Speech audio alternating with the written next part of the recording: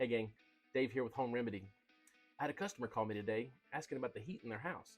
Their thermostat wasn't getting any power and light up their screen, therefore they couldn't turn on any heat in their home. So since we're at the end of December, we're going into January, some of the coldest months of the year, I want to make sure that we can get this taken care of pretty quickly. I've had this happen to a few customers in the past, and we were able to take care of their situation pretty quick. So stick around to the end of the video to find out what we did.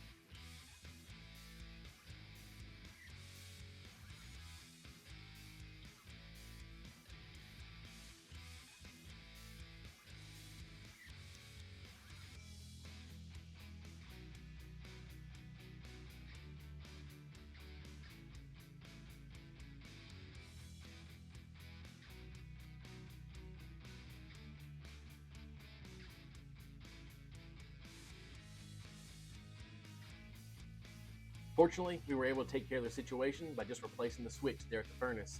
Over time, these switches will break and become inoperable. So switching it out restored the heat to their house. They're a happy customer. Have a great day.